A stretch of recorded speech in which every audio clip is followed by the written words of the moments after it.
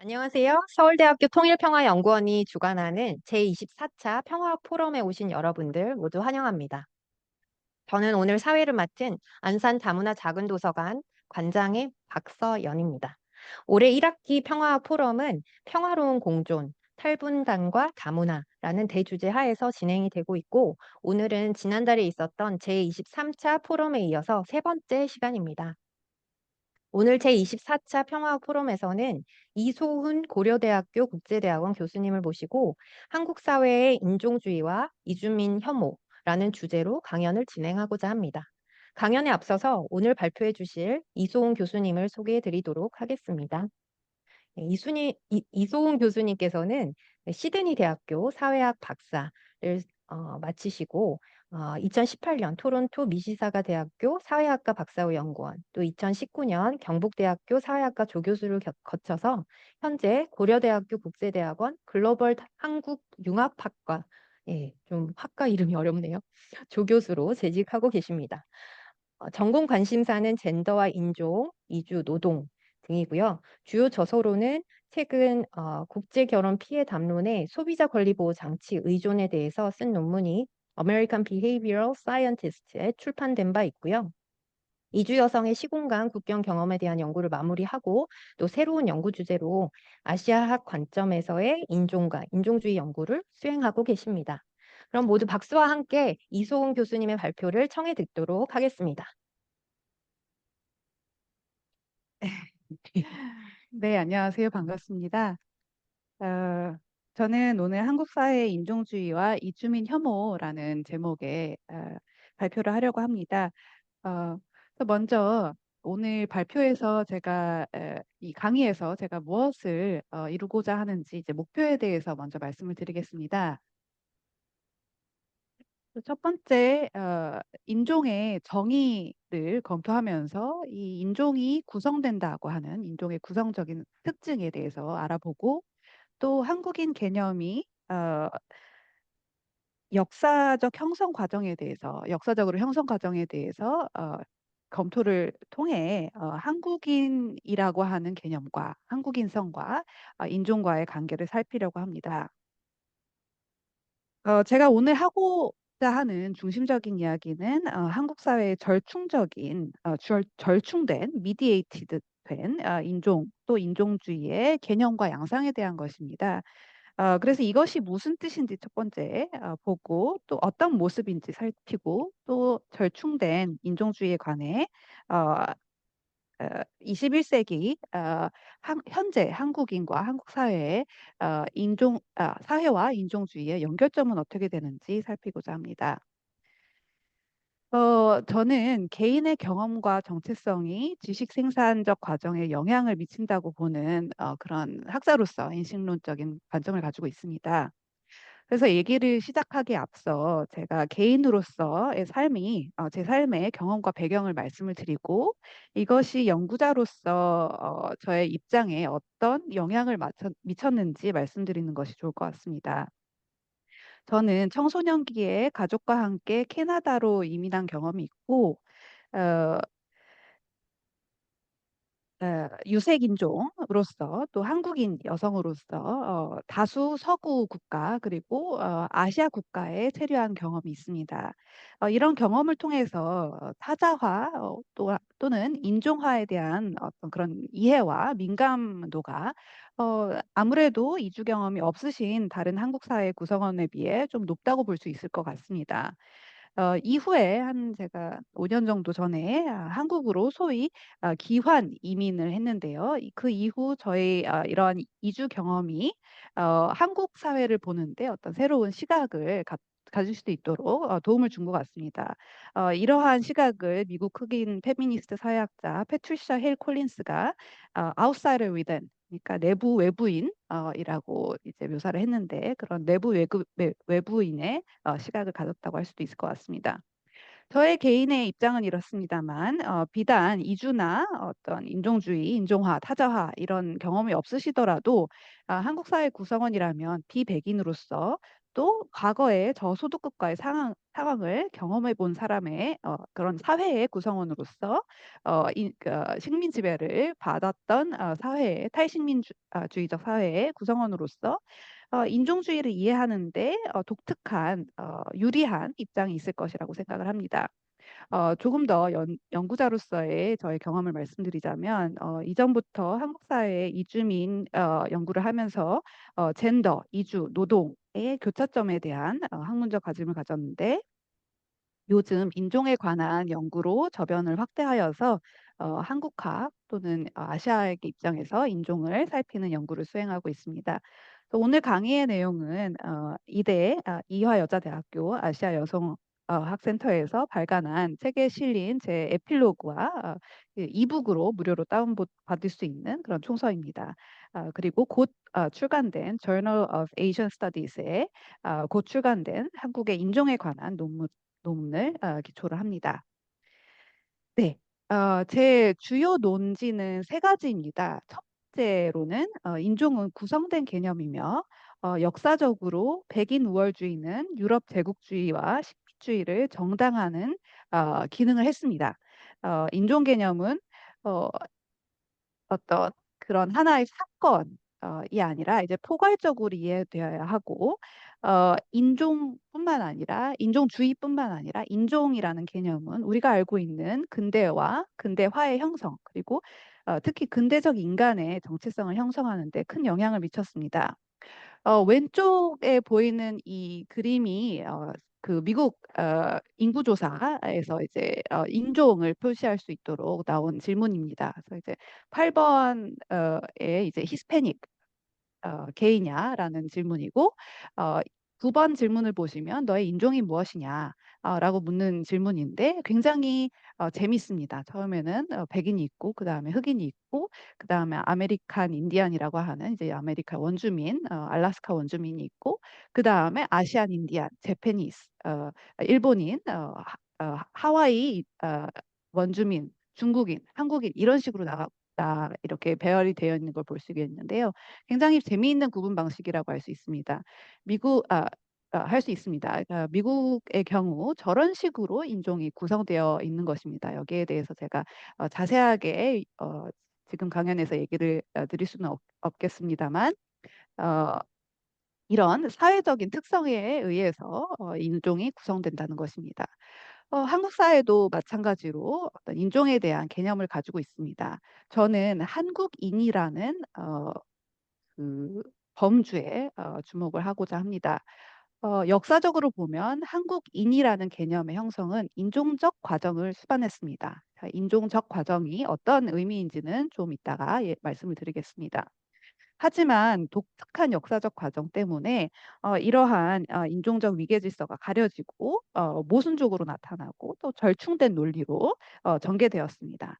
마지막 논지는 21세기 고소득 국가 반열에 진입한 한국 사회에서 이런 역사적인 인종주의 개념을 어떻게 이해할 것이냐, 또 이 역사적인 인종주의 또는 인종의 개념이 지금 한 세기 이후에 우리 사회에 어떻게 작용하고 있느냐라는 문제입니다.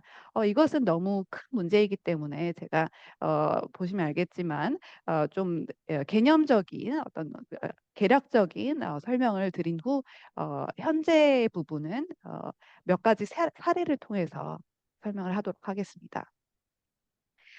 어 그래서 이 오늘 강의에서 말씀드린 대로 개념적 그리고 역사적인 인종과 그 인종의 구성성, 한국인성에 대해서 살펴보고 마지막으로 최근 부상한 이주민 혐오에 대해서 세 가지 사례를 통해 살펴보고자 합니다. 개념적 인종이 어떻게 정의될 수 있는가 개념적인 접근 방식부터 말씀을 드리겠습니다. 아니발 키아노라는 라틴 아메리카 저자가 내린 정의를 가지고 왔습니다. 한국어로 번역을 하자면 생물학적 구조 차이로 인해 어떠한 이가 다른 집단보다 자연스럽게 열등한 지위에 놓여 있다고 믿는 그리고 식민 지배의 기본적인 경험과 글로벌 권력 구조의 중심을 이루는 유럽 중심주의를 표현하는 정신적 구성이라고 정의를 내린 것을 볼 수 있습니다.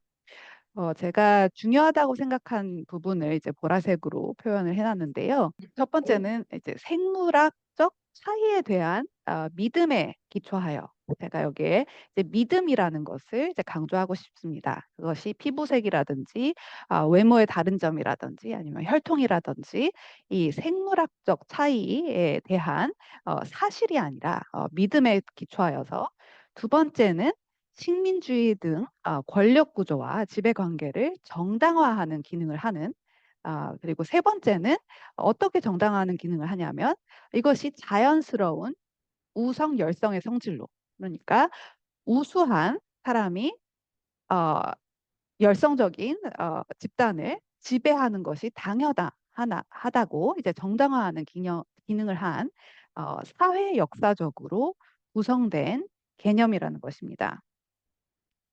그래서 이 개념에 대해서 이 개념을 보면서 제가 한 세 가지 정도의 질문을 하고 싶습니다. 첫 번째는 한국 사회에서 왜 인종주의를 봐야 하는가에 대한 질문입니다.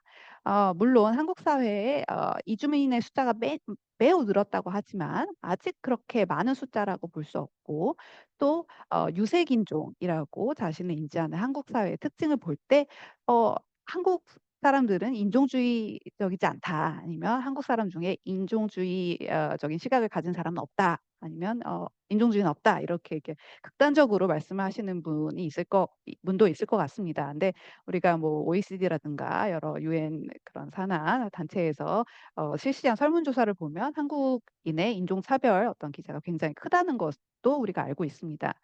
그러면 인종주의라는 것은 이 개념적 접근에서 보시면 알 수 있지만 어떤 우월함에 대한 믿음, 열등함에 대한 믿음이 있어야 합니다. 한국인의 우월함에 대한 믿음은 어디서 오는가? 또는 한국인이 열등하다는 믿음은, 다른 인종에 비해 열등하다는 믿음은 어디서 오는가? 여기에 대해서 이제 생각을 할 필요가 있다고 생각합니다. 어떤 백인 우월주의가 있는 그런 사회는 아니라고, 그러니까 백인 우월주의가 잘 받아들여지도록 백인 주류인 사회는 아니기 때문에 사실은 매우 흥미로운 그런 문제입니다. 어 또 마지막으로 생물학적 믿음은 한국에서 어떤 의미가 있는가? 유색인종이라고 말하는 것은 이제 백인 우월주의의 중심으로 어 백색이 아닌 유색한 사람을 일컫는 그런 명칭일 것입니다. 그런데 한국인은 어떤 소위 말해 유색인종으로서 생물학적 차이는 어떤 의미를 가지고 있는가? 이런 어떤 질문을 할 수 있겠습니다. 제가 이 질문에 대해서 오늘 다 대답을 드리지는 못하겠지만 그래도 제가 할 수 있는 대로 여러 가지 개념을 통해서 설명을 하도록 하겠습니다. 어 오미와 와이넌트라는 이제 미국 학자는 인종에 관해서 대단히 영향력 있는 미국 사회 인종의 형성이라는 책을 썼습니다. 이 책에서 인종적 정체성은 일련의 역사 사회적 과정을 통해서 생성되고 경험된다. 그래서 인종은 고정된 개념이 아니라 정의되고 재정의되고 변형되고 파괴되고 경합된다, 이런 주장을 했습니다. 물론 이제 미국을 배경으로 이런 미국에서 이제 인종의 형성된 과정에 대해서 이제 서술한 책입니다. 저희에게 좀 더 친숙한 그리고 관련 있는 경험은 황인종이라는 인종적인 범주일 것입니다. 왼쪽에 이제 책 표지를 제가 넣어 놓았는데, 황인족의 탄생, 인종적 사유와 역사라는 책에서 마이클 키벅은 어 몽골 인종이 19세기 이합당론으로 부상한 것에 대해서 쓰고 있습니다. 그래서 이제 몽골 인종이라는 것이 이제 몽골로이드라고 백인종, 코케이시안과 대비되는 개념으로 19세기 정도에 이제 18세기 정도에 이제 처음 나오고 19세기에 이제 퍼졌는데, 이것이 중세 시대 뭐 마르코 폴로 같은 탐험가들은 중국 사람들을 이제 비앙카, 백인이라고 불렀다고 합니다. 근데 19세기에 들어와서 유색인종을 과학적으로 구분할 어떤 정치적인 목적이 생겼다는 것입니다.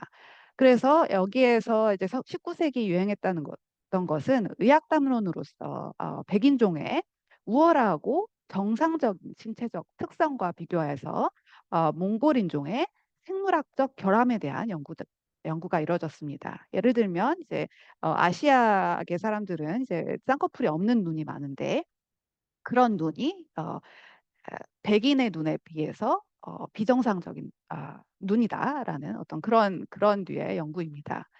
어, 황인종이라는 개념은 유럽 세계에 그리고 전 세계에 퍼졌을 뿐만 아니라 아시아에도 들어왔습니다. 그래서 이제 인종주의적 목적이 개념에 굉장히 다분했지만 황제의 색이라는 이유로 황인종이라는 명칭이 정작 중국에서는 환영을 받았습니다. 그리고 한국 사회에서도 이제 내면화되어 현재도 널리 사용되고 있습니다. 반면에 일본에서는 그렇게 받아들여지는 황인종이라는 어떤 정체성이 받아들여지는 정체성은 아닙니다. 이런 식으로 굉장히 다른 방식으로 이제 받아들여지는 것을 볼 수 있습니다. 제가 이번 발표에 이제 약간 인종차별적인 이미지가 몇 가지 있는데요. 거기에 대해서 좀 양해를 부탁드리겠습니다. 다른 한 좋은 예가 이런 이미지입니다. 그래서 이제 황인종이 이제 인종주의적으로 이제 개념이 창안이 되었지만 어, 그 폭력적인 인종주의의 방식을 잘 보여주는 것이 황하론이라는 개념입니다. 영어로는 옐로 페럴 혹은 옐로 테러라고 얘기를 하는데요. 이게 이제 동아시아인이 서구 세계의 종제론적 위협을 야기한다는 그런 주장입니다. 이 단어 자체는 1895년 독일 빌헬름 2세가 일회한 그림, 왼쪽에 위의 그림입니다.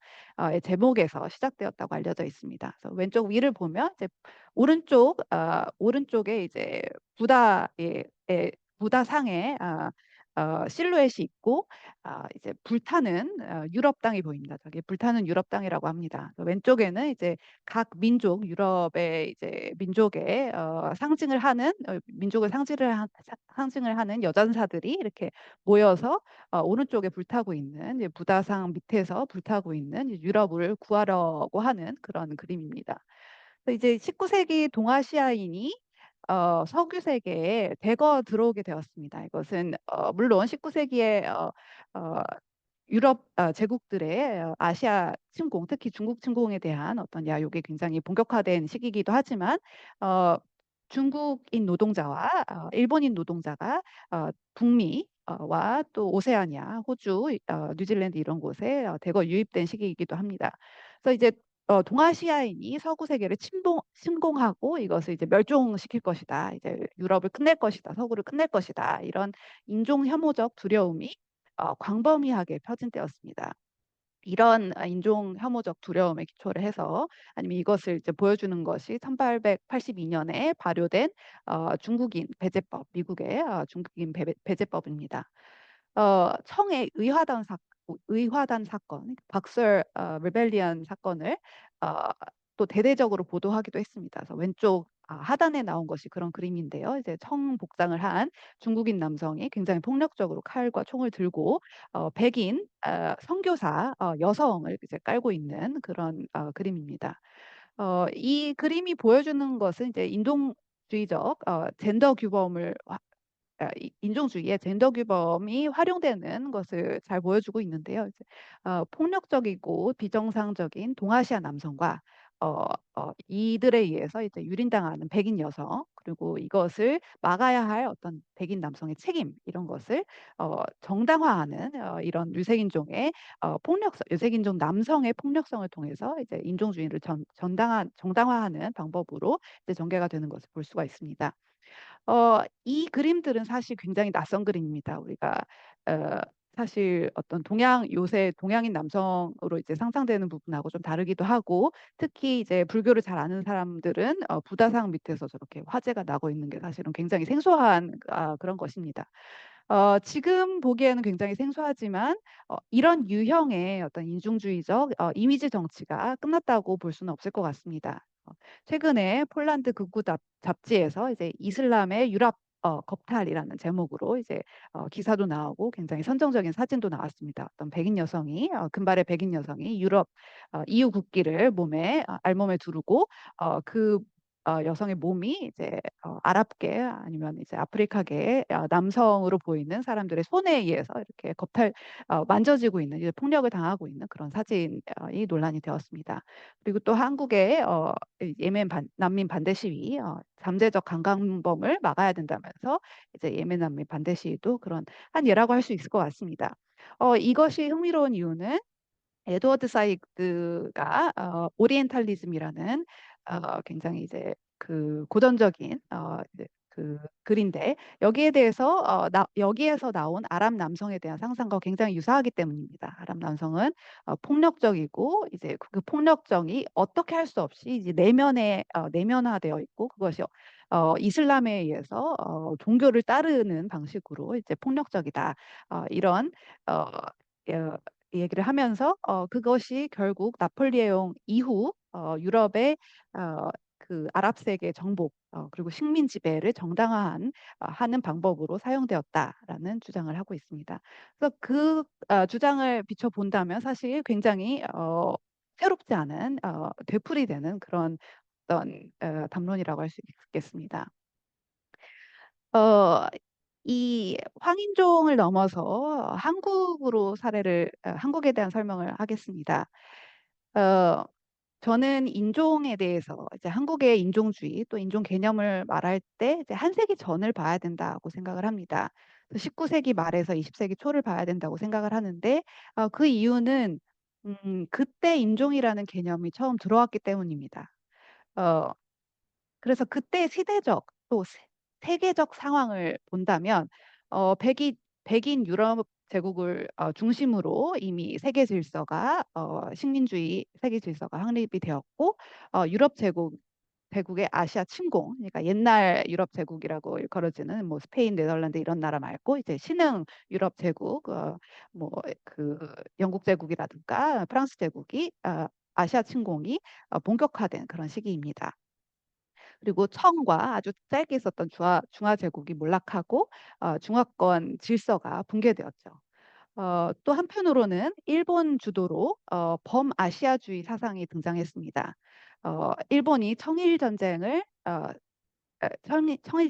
승리를 통해 아시아의 큰 형으로 부상하면서 어, 범아시아주의와 대동아 공영권을 약속하게 됩니다.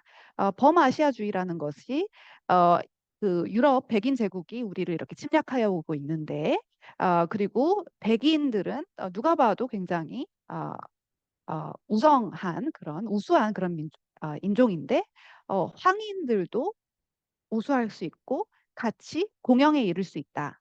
다만 어, 우수하게 근대화를 마친 일본의 이제 리더십을 따라야 한다. 일본을 이제 큰 형을 삼아서 따라가야 된다. 같이 물리치자. 뭐 이런 논리였습니다.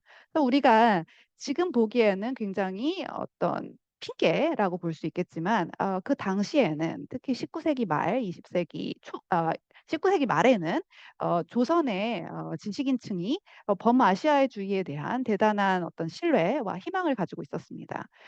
이런 배경에는 여러 가지 요인이 있는데요. 첫 번째는 그때 당시 사회 전반에 퍼졌던 사회 진화론의 영향입니다. 사회 진화론이라는 것은 이제 양육강식 원리를 통해서 어떤 우수한 강자가 열등한 약자를 이제 지배하는 것이 당연하다. 그래서 이제 드, 아시겠지만 백인종의 우월함과 우월 인종의 식민 지배를 이제 당위적으로 또 당연한 것으로 수용할 수 있도록 어떤 만들어진 그런 이론인데요. 그때 그 지식인층에서는 사회 진화론이 굉장히 당연한 것으로 받아들이는 그런 사회적인 분위기가 있었습니다.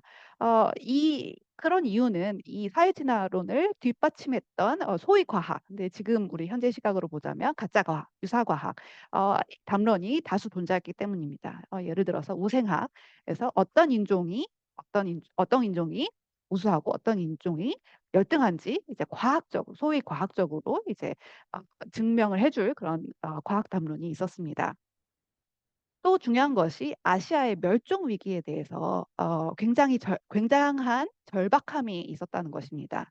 어, 아메리카에서 그 인디언들이 이제 멸종당했다, 몰살당했다 이런 굉장한 그런 소식들이 퍼지면서 어, 이 한국인, 조선 사람들이 존재하게 될 수도 있다. 아시아인이 멸종할 수도 있다. 이런 어떤 상당한 절박함이 있었고, 그것을 어, 그것을 이제 반대할 어떤 담론으로 논리로 황인종도 백인종 못지않게 우수하다, 우월하다. 왜냐하면 황인종은 이렇게 굉장히 유구한 역사가 있고 어떤 문명의 그런 그 역사가 있기 때문에 황인종 또한 백인종 같이 우월하다라는 그런 담론이 굉장히 매력적으로 받아들여진 것 같습니다. 여기에서 물론 아시아의 다른 나라들은 근대화를 미숙하게 하여서 지금 조금 뒤처진 것이 있지만 일본은 메이지 유신을 통해서 근대화에 성공했기 때문에 그런 뒤를 따라가야 된다. 일본의 도움을 받아야 된다. 어떤 그런 여러 가지 이제 범아시아주의가 받아들여진 여러 가지 배경이 있겠지만 뭐 몇 가지를 말씀드리면 이런 것들이 있겠습니다. 특히 러일 전쟁에서 일본이 승리했기 때문에 이제 백인종을 무찌른 어떤 일본에 대한 굉장한 어떤 신뢰, 좋은 감정이 있었던 것 같습니다. 여기에서 이제 한국인에 대해서 좀 더 얘기를 해보자면요. 제가 먼저 말씀드리고 싶은 것은 인종과 민족이 서구에서 유래한 근대 개념이라는 것입니다. 이런 개념은 서구와 일본을 통해서 유입이 되었습니다. 조선의 지식인층은 격변하는 세계 질서 속에서 자기들을 설명하고 또 조선인을 설명할 어떤 그런 인식적, 개념적인 틀이 필요했는데 인종과 민족이라는 개념이 굉장히 중요한 역할을 했습니다. 이 신문 기록을 분석한 연구를 통해서 인종이나 민족이라는 개념이 어떤 의미로 쓰이고 그 의미가 어떻게 변화했는지 이제 살펴볼 수가 있습니다. 간략하게 말씀을 드리자면 인종이라는 개념은 더 먼저 등장을 했습니다. 19세기 말에 등장을 했고 더 일찍 조선인들이 세계를 이해하고 세계 속 한국을 위치짓는 개념적 틀로 기능을 했고 민족 이라는 개념은 20세기 초, 그러니까 러일 전쟁 바로 전에 등장을 했다고 알려져 있습니다. 이것이 이제 신문을 통해서 이제 연구가 있기 때문에 사실 몇 월 며칠에 이 단어가 처음 쓰였다 이런 연구가 상당히 되어 있습니다. 민족이 재미있는 것은 일본 일제와 일본 제국과 그 한국의 독립운동을 하셨던 그런 지식인층을 완전히 다르게 쓰고 있기 때문입니다. 일본은 언제나 민족 개념을 인종적인 의미로 사용을 했습니다. 인종주의는 식민지배의 원래 중요한 담론으로 기능을 하는데, 일본의 경우는 이제 아시아에서 어, 그 얼굴이 그렇게 다르지 않은 사람들과 이제 제국주의 관계를 맺고 있었기 때문에 민족이라는 것이 이제 인종주의적인 담론을 표현하는데 굉장히 중요한 그런 기능을 했습니다. 예를 들어서 이제 민족 말살 정책을 우리가 잘 알고 있죠. 이것은 이제 문화적 정체성의 말살을 도모하는 인종주의적인 개념입니다. 반면에 어, 그 지식인층도 이 민족 개념을 차용하기 시작했습니다. 그래서 우리 20세기 초에 이제 한민족이라든지 이런 개념이 나오기 시작하는데 일본 제국의 침탈이 되면서 일본이 이제 가르쳐준 인종이란 개념이 이제 부정적으로 인식되기도 했고 그리고 일본이 이제 자기 민족의 우월함에 대해서 이제 입장 연설을 하는데 거기에 이제 반하는 어떤 작용을 어, 거기에 이제 항의하는 그런 목적으로 신채호 등 지식인 층을 중심으로 한민족 전체성이 이제 구성된 시기가 이 시기입니다. 그래서 두 가지 어떻게 보면 굉장히 다른 의미라고 볼 수 있는데요. 여기에 대해서 몇 가지 시사점 을 얘기하고 싶습니다. 그래서 첫 번째는 이제 인종과 민족 개념은 19세기 말에서 20세기 초에 여러 종류의 제국주의가 굉장히 복잡한 방식으로 충돌했던 한반도와 동아시아의 격변기 상황에서 그리고 이제 왕조 정근대에서 근대적 이런 어떤 시대 상황이 변하면서 민중 정체성이 나를 알고 우리를 정의할 어떤 정체성이 필요한 시기에 아와 타를 구분하고 우와 여를 구분할 수 있는 개념적 틀을 제공했다는 것입니다. 그런데 여기에 서구 제국이 아니라 한국이 비백인 제국이었던 일본의 식지배를 받았기 때문에 이 일제의 인종 이데올로기와 인종주의를 가리는 효과를 불렀다는 것입니다. 어 그리고 그 후에 있던 어떤 일련의 뭐 냉전이라든가 이런 역사적인 상황이 일본이 가지고 있던 인종주의를 정면으로 맞서기보다는 좀 오해하는 방식으로 이제 넘겨진 그런 측면이 있습니다. 이것은 이제 다른 식민 그러니까 어 다른 인종에게 뭐 예를 들어서 백인 제국의 의 인종 식민을 경험한 그런 사회와는 좀 다른 부분입니다. 그것이 일본 제국이 인종주의적인 이제 정책을 갖지 않았다거나 인종 담론이 없었다는 의미는 전혀 아닙니다. 일본 제국은 인종 담론을 확립하는 데 굉장한 노력을 기울였습니다. 하지만 어떤 그들의 특성이 백인 우월주의라든지 사회 진화론, 순혈주의, 우생학, 일본인 우월주의 이런 여러 가지 사실 어떻게 보면 충돌하고 어떻게 보면 같은 길을 가지만 어떻게 보면 완전히 다른 그런 여러 가지 개념에서 좀 다소 모순적인 양상이 야기되기도 했습니다. 예를 들면 민족 위생, 인종 위생, 이건 일본어로 이제 민족쿠 에이세이와 진슈 에이세이가 똑같은 어, 비슷한 의미라고 합니다. 또는 인종 개조, 아, 인종 개조, 민족 개조 이런 개념은 20세기 초 독일 우생학에서 유입되었는데요. 이 독일 우생학이 결국은 이제 나치로 이어지죠. 근데 이 어떤 백인 우월주의를 이제 증명하는 도구로 쓰였던 독일 우생학, 또 미국의 우생학에서도 굉장히 많은 영향을 받았는데 이런 역사적인 상황을 고려할 때 굉장히 모순적인 어떤 것이라고 볼 수 있겠습니다. 한국의 민족주의는 어떤 일본의 식민주의 그리고 일본 일제가 사용한 인종에 대한 아니면 한 민족에 대한 한 민족을 비하하는 그런 어 아이디어를 부정하면서도 인종, 민족에 관한 개념적 틀과 도구를 수용하거나 심지어는 답습하기도 했습니다. 예를 들어서 혈통주의라는 것은 일본에서 굉장히 중요한 어떤 인종의 의제인데 한국에서도 혈통을 어떤 인종을 이루는 생물학적인 믿음으로서 굉장히 활용하는 것을 알 수 있습니다. 오른쪽에 이제 단군 사항인데 이제 단군 혈통이라는 것이 굉장히 재미있는 부분입니다. 이 단군 혈통이라는 것은 이제 신채호 예를 들면 신채호가 굉장히 여러 저서에서 이제 얘기를 했는데 단군 혈통은 물론 전근대적 상황에서도 쓰였습니다. 예를 들어서 조선 왕조가 한반도의 첫 왕이었던 단군 왕검의 혈통을 이어받았다라는 식으로 사용을 했습니다. 이것은 이제 왕권을 정당화하는 방식으로 쓰였죠. 근데 이것이 이제 조선인 전체로 어 확대된 것은 근대적인 일입니다. 그러니까 그리고 우리는 이제 단군 할아버지라고 알고 있는데 이제 굉장히 가족주의고 혈통주의적인 어떤 방식으로 인종을 이해하고 이제 이 단군이라는 어떤 상상 속의 인물을 통해서 이제 한국인이 인종적으로 구분이 되고 개념화되는 것을 볼 수 있습니다.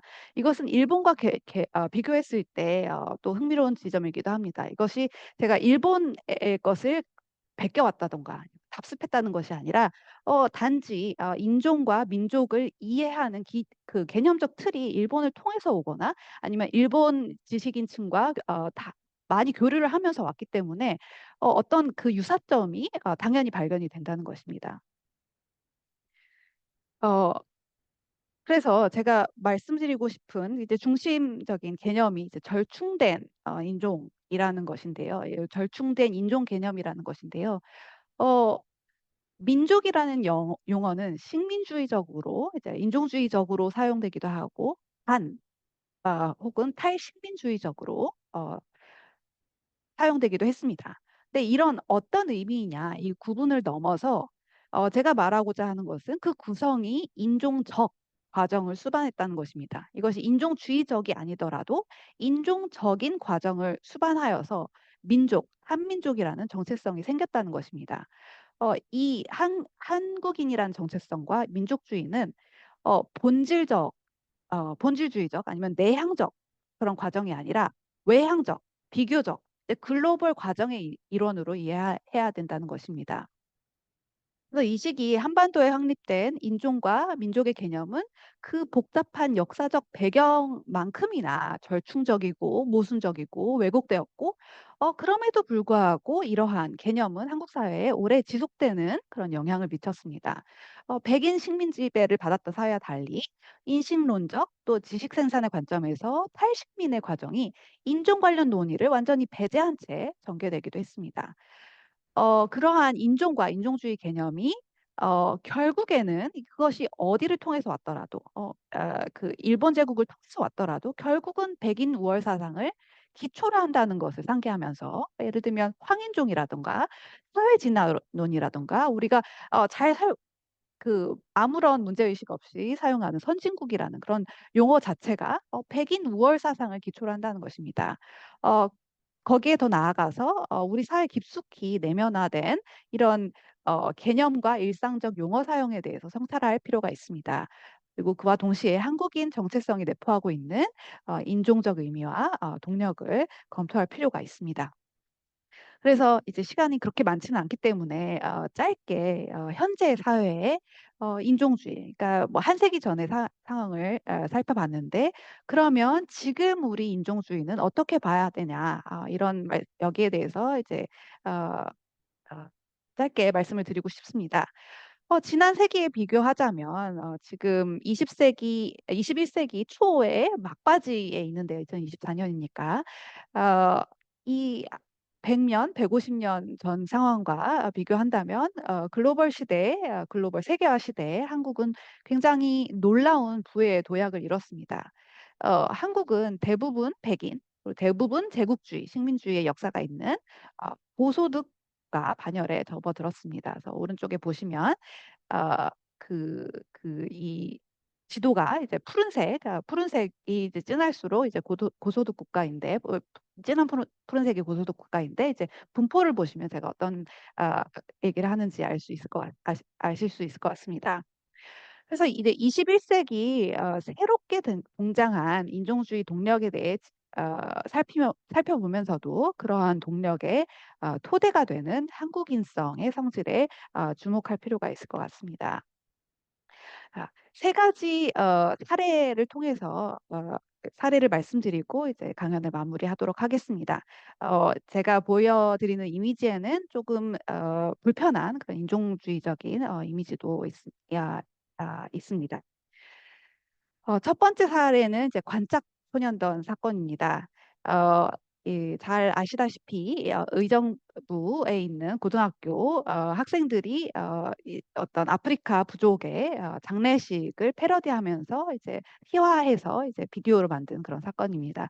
그 학생들이 얼굴에 이제 검은 숯을 칠하는 이제 블랙페이스를 하여서 이것이 인종주의냐 아니냐라고 굉장히 논란이 되었습니다. 인종주의가 아니다라고 어 주장하는 사람들은 이제 학생들이 재미있으라고 이제 좋은 감정 좋 좋 다 좋은 게 좋은 건데 이제 재미있으라고 유쾌하라고 좋은 의미에서 선량한 의미에서 하였다. 그리고 두 번째는 뭐 그 아프리카 부족이 괜찮다고 했다. 뭐 이런 이유로 여러 가지 이유로 이 인종주의가 아니다라는 사람들도 있습니다. 저는 세 가지 정도를 말씀드리고 싶습니다. 하나는 이 블랙페이스 자체가 인종주의적 대단히 인종 혐오적이 적인 문화라는 것입니다. 이 블랙페이스의 역사는 이 흑인을 사고 팔았던 그리고 흑인을 인격적인 개체로 보지 않고 굉장히 우스꽝스러운 대상으로 희화화하는 그런 노예 제도를 통해서 볼 수 있듯이 그런 역사의 기초를 하고 있습니다. 어, 이 그런 의미에서 이제 긍정적인 감정, 그러니까 유머라는 감정이 더 문제가 되는 것입니다. 왜냐하면 휘화, 그 블랙페이스의 목적이 애당초 목적이 휘화였기 때문입니다. 그래서 이제 학생들이 그냥 재밌으라고 하는 것이 당연히 문제가 됩니다. 어, 어, 두 번째는 이것이 이제 문화적 도용이라는 것입니다.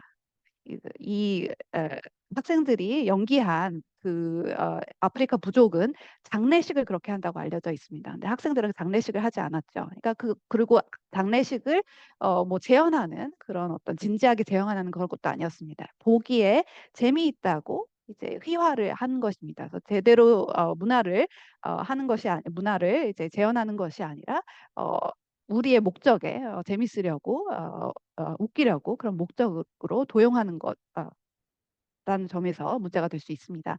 어, 그 요즘 고궁의 한복을 입고 가는 것이 굉장히 이제 여러 논란이 되고 있죠. 그런 맥락에서 이제 어떤 비슷한 점도 있는 것 같습니다. 어, 세 번, 어, 여기서 중요한 것은 이제 희화, 그러니까 긍정적인 감정도 인종주의적이라는 것입니다. 그래서 감정이 여러 가지 감정을 볼 텐데 긍정적인 감정도 물론 인종주의가 될 수 있습니다. 두 번째는 코로나 기간 중 외국인 출입 금지, 그러니까 foreigners not allowed 뭐 이런 그 표지판이 어, 여러 업소에 붙었던 것에 대해서 보고자 합니다. 어, 이것은 처음 있는 일은 아닙니다. 예를 들어서 에볼라 사태 때 이제 아프리카인들의 이제 출입을 금지하는 어떤 그런 사인들이 이태원에 있는 여러 이제 상점들에서 발견되기도 했고요. 이 외국인 출입 금지라는 것은 논리적으로 봤을 때 한국인이라고 외국에 안 다녀온 것도 아니고 외국인이라고 최근에 외국에서 온 것도 아닌데 외국인을 금지하는 것은 어떤 공포감이라고 할 수 있고 이 공포감은 외국인 혐오 그러니까 순혈주의 이런 것과 관련이 있을 것 같습니다. 왜냐하면 한국인이라고 하면 우리가 외모도 한국인이고 말도 한국인처럼 하고 문화도 한국 문화를 가지고 있으면 안심이 되는데 낯선 타자가 앞에 있을 때 그 겉모습도 다르고 말도 다르게 하고 이런 타자가 앞에 있을 때 거기에 대한 어떤 공포감이 팬데믹이라는 굉장한 특이 상황에서 이제 야기가 된다는 것입니다.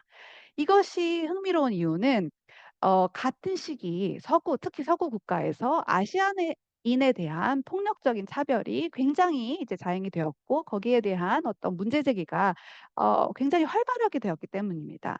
예를 들어서 이제 아틀란타 슈팅이라고 알려져 있는 아틀란타 이제 총기 난사 사건의 경우 어떤 한 백인 남성이 아시아계 여성 다수를 살인하였는데 그 남성이 이제 뭐 SNS에 차이나 바이러스라고 이제 티셔츠 사진이 나와가지고 논란이 되기도 했습니다. 그러니까 다른 곳에서 아시아인 또 한국인을 비롯한 아시아인이 차별을 당했을 때는 문제가 되고 근데 똑같이 그런 상황이 이제 한국에서 되풀이된 것입니다. 어, 세 번째는 제가 사실 잘 알고 있는 그런 사례입니다. 대구 북구에 있는 이슬람 사원이 건축이 되는데 여기에 이제 반대하는 주민과 이제 보수 우파 단체가 굉장히 폭력적인 방식으로 건축을 반대하는 그런 장면입니다. 그래서 이 돼지머리, 그러니까 이슬람에서 금기시하는 어떤 돼지고기를 상징하는 돼지 머리와 돼지 족발이 걸려 있는 것을 보실 수 있습니다. 이 사건은 사실 제가 연구도 했고 현장에도 여러 번 갔고 이 이슬람 사원을 구성하는 이제 주체가 경북대라는 학교에 다니는 유학생들인데 제가 경북대에 근무하기도 했고 그래서 사실은 여러 가지 복잡한 사정이 있는 그런 사건인데요. 모든 것이 그렇듯이요. 어, 여기서 제가 말씀드리고 싶은 것은 이제 인종주의적 어떤 감정입니다.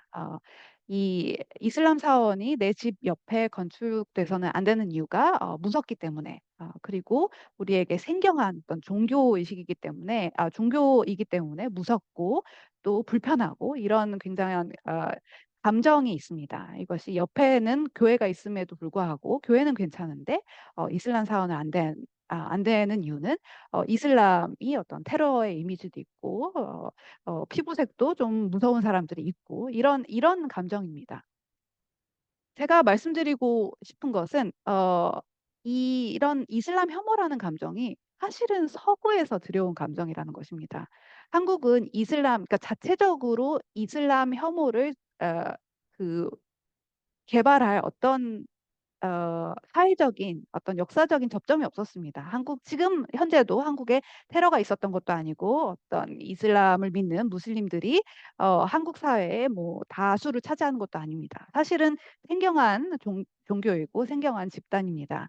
그런데 이슬람 혐오라는 것은 사실 서구에서 어 개발된 것입니다. 서구에서 이제 이슬람 사회와 어떤 여러 가지 접점과 충돌을 통해서 이제 나왔고, 이것이 물론 그대로 들어온 것이 아니라 굉장히 변형된 방법으로 들어왔고 이 한국 사회에서 또 변형이 되었죠. 그래서 제가 하고자 하는 말이 이슬람 혐오가 어 한국 이슬람 혐오와 이제 유럽의 이슬람 혐오가 같다라는 말이 아니고 그 근본이 백일 우월 사상을 중심으로 한 사국가, 특히 백인 위주 사회, 서구 국가의 인종주의 담론을 역시 비백인 식민 지배 경험이 있는 한국에 서 들여온 것이라는 것입니다. 이것이 굉장히 복잡한 사건인데 여기에서 우리가 질문할 것은 왜 그러면 백인월주의를 기초로 한 에드워드 사이드가 말했듯이 그러한 인종주의적인 어떤 편견이 왜 한국 사회에서도 어 어 답습됐느냐 됐는가? 한국 사회에서도 왜 퍼졌는가? 비단 이슬람 사원, 대구 북구에 있는 이슬람 사원의 건축 반대뿐만 아니라 어떤 구구 정당들의 어떤 팜플렛이라든가 아니면 할랄 산업 단지에 대한 반대라든가 이런 곳에서도 굉장히 많이 이제 알려졌기 때문에 많은 분들이 익숙하실 것 같습니다.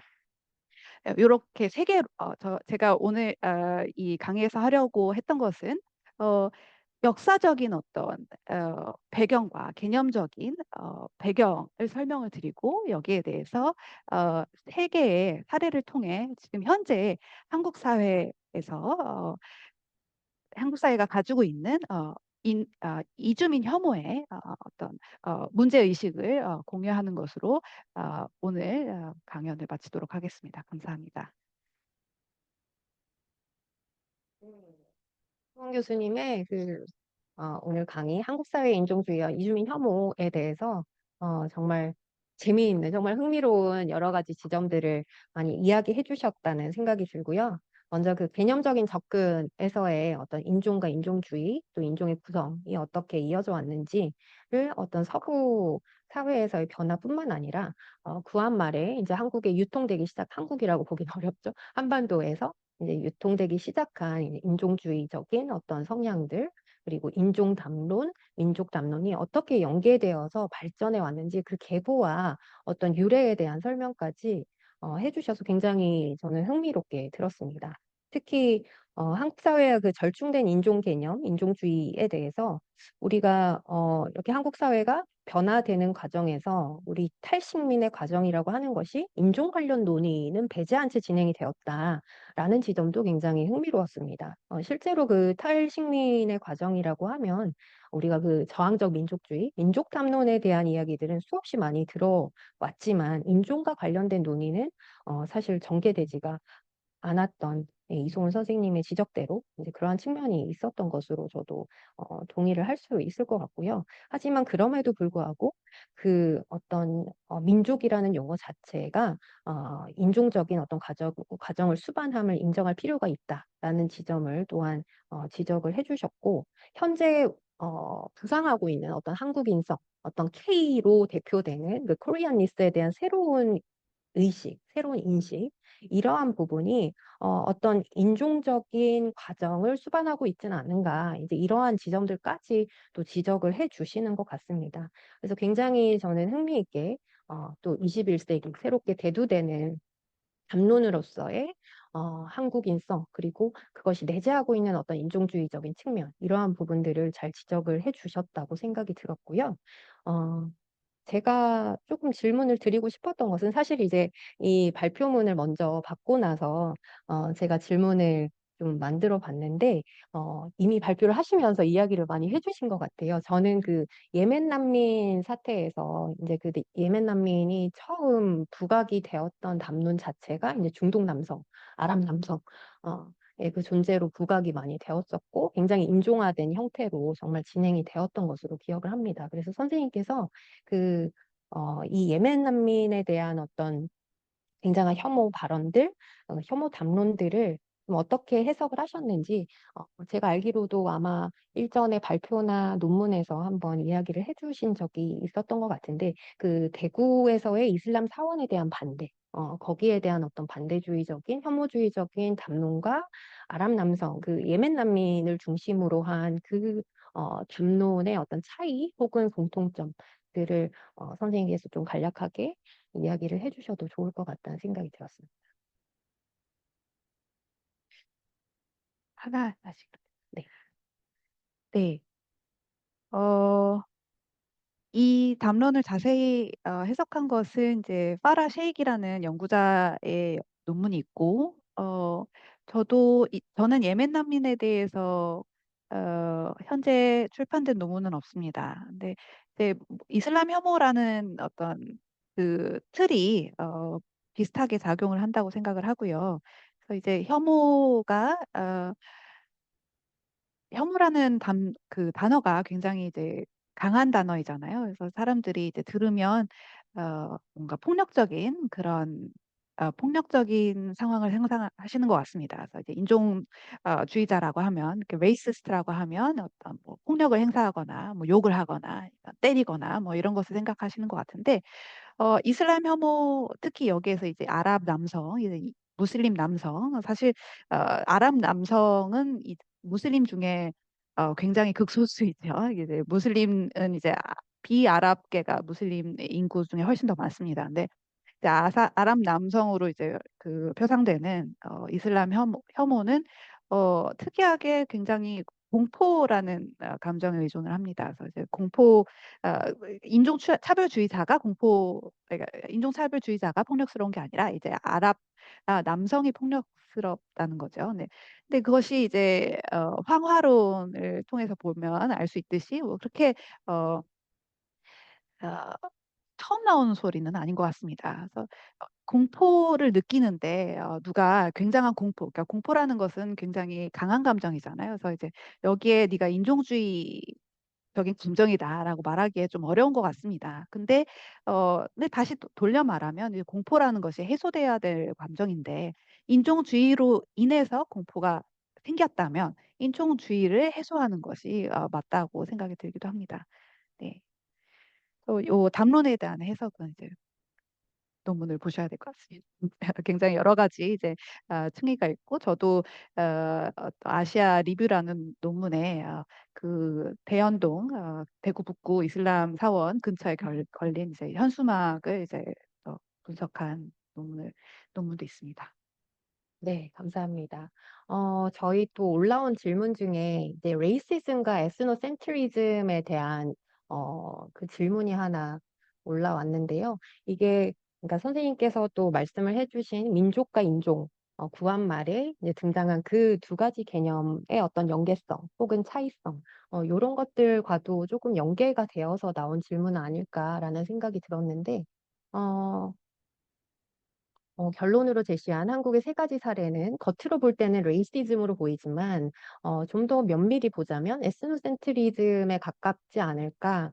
이 두 개념의 차이가 어떻게 좀 쓰이고 있을까에 대한 의견을 또 제시해 주신 질문이 또 하나 있고요. 음 또 하나의 질문은 한꺼번에 드릴까요? 네네. 예. 또 하나의 질문은 우리 사회 내에 존재하고 있는 여러 가지 종류의 차별과 혐오 담론들 노인이나 어린이, 장애인, 성소수자 이런 사회 전반적인 어떤 혐오 담론이라든가 혐오 성향이라고 말씀을 하고 계신데 이러한 것들이 최근에 더욱더 부각이 되고 있다는 생각이 든다. 이러한 부분들과 어떤 한국 인성, 선생님께서 지금 연구하고 계시는 어떤 코리안리스트라는 것 자체에 내재되어 있는 어떤 인종주의적인 혹은 민족적인 어떤 그러한 측면과 어떠한 부분에서 좀 연계들을 지을 수 있을지 그런 질문들을 좀 하시는 것 같습니다. 네. 어, 네. 첫 번째 질문은 그 레이시즘하고 에스노센트리즘의 차이는 무엇이냐?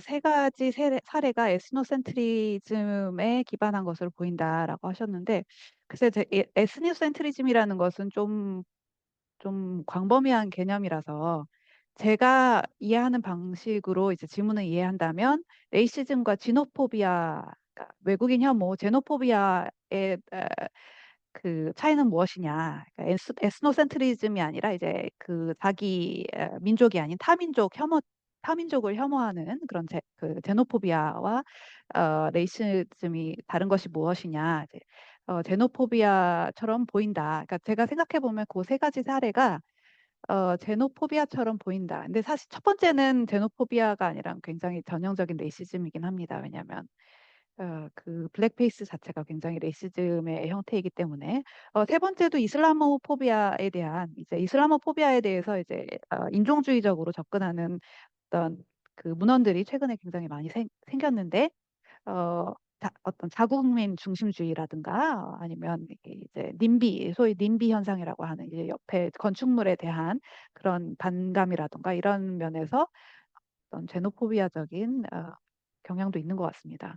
그래서 저는 우월성에 대해서 한국의 우열 관념에 대해서 사실은 관심을 가지고 있습니다. 아직 정리된 어떤 생각들이 아니라서 이제 발표에 담지는 못했지만 그 정리된 생각이 아닌데도 이제 아, 조금 나누자면 어떤 역사적인 맥락에서 봤을 때 한국은 이는 이제 우월 아니면 혐오의 기제가 이제 두 가지 기제가 적용을 하고 있는 것 같습니다. 하나는 이제 백인 우월주의를 답습한 우월성입니다. 그게 저는 어, 21세기에 이제 인종주의가 부각된 것이 그런 이유라고 생각을 해요. 그래서 한국이 백인 국가와 같이 이제 소위 선진국과 같이 고소득 국가가 되었기 때문에 어, 백인 국가처럼 행동해야 된다라던가 아니면 백인 국가와 같다라던가 거기에 대한 어떤 자긍심이 있는 것 같습니다. 근데 그것이 이제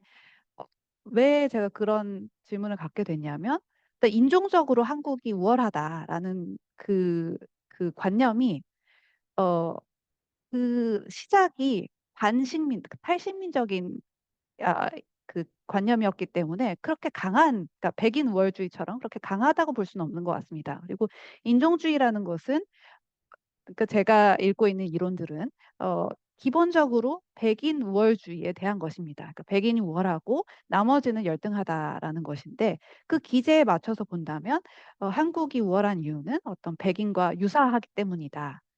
라는 어떤 기제로 작용하는 인종주의가 있는 것 같습니다. 백인과 같이 선진국이고 민주주의 국가고 고소득가고 등등등 그렇기 때문에 이제 우리가 우월하다라는 어떤 기제가 하나 있고 그거와 다른 두 번째 기제가 이제 제노포비아의 기제는 조금 다르게 작용을 하고 있는 것 같습니다. 제노포비아라는 것은 이제 순혈주의에서 비롯되는 한국인 혈통, 한국인 순수 한국인, 100% 한국인 말고 이제 한국인이 아닌 사람 혹은 한국인의 혈통이 소위 죄송합니다. 온전하지 않은 사람, 그러니까 혼혈이라든지 이런 경우 거기에 대한 어떤 거부감에 두 가지 기제가 좀 분리된 방식으로 작용되고 있지 않나라는 그러니까 적용되고 있지 않나 하는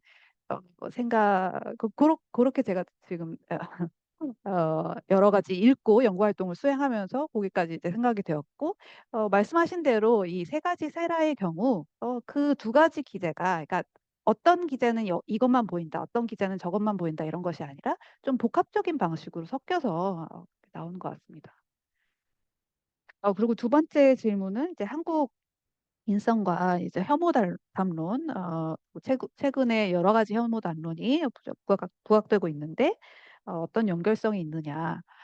그래서 일단 저는 이제 혐오가 이제 팽배해진 것 이유가 모두 다 인종주의라고 생각하진 않습니다. 예를 들어서 뭐 LGBTQ에 대한 혐오라든가 여성 혐오라든가 그런 여러 가지 혐오가 이제 발발하게 되는 그런 사회적인 어떤 구조적인 이유가 있을 것 같습니다. 그러니까 거기에 대해서 말하려는 것은 아니고 이제 혐오라는 것이 이제 뭐 활활 타오를 여러 가지 이제 사회적인 조건이 있는데 그 조건에 인종주의가 하나로 기능을 한다는 것이죠. 그 인종주의가 기능하는데 인종주의가 무엇이냐, 한국에서 인종주의가 무엇이고 어떤 상황에서 인종주의가 발발하느냐, 를 질문을 하려면 한국인이 누구냐, 한국인성이라는 것이 무엇이냐에서 시작을 해야 된다는 것입니다. 근데 이것이 굉장히 민감한 질문일 수밖에 없습니다. 왜냐하면 한국인이라고 이제 정체화를 많은 사람들이 하고 있는데 그 정체화를 하려면 이제 자긍심도 느껴야 되고 물론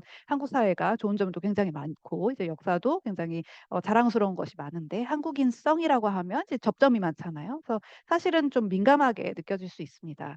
그런데도 불구하고 어떤 한국인성이라는 것이 형성된 그런 역사적 과정을 봤을 때 그 안에 인종적인 의미가 분명히 있다라는 것에도 우리가 어, 인정을 하고 그것을 통해서 성찰하고 살펴봐야 될 것 같습니다.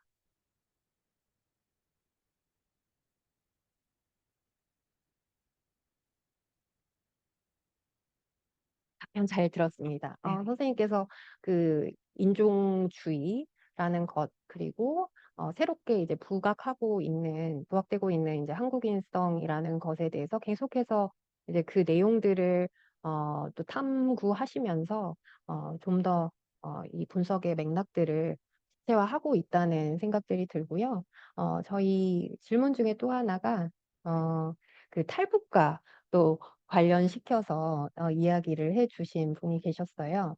우리가 한민족인데 그 북한이나 북한 이탈 주민에 대해서 어떤 몰이해와 차별의 어떤 마음들을 지니고 있다. 그러니까 역사적으로 그렇게 형성되어 왔다라는 뜻이겠죠. 그런 어떤 평화의 개념에서, 평화의 어떤 차원에서 이러한 차별이나 몰이해를 해소해 나갈 방법은 없을까요? 이렇게 또 질문을 해주신 분이 계셨고요.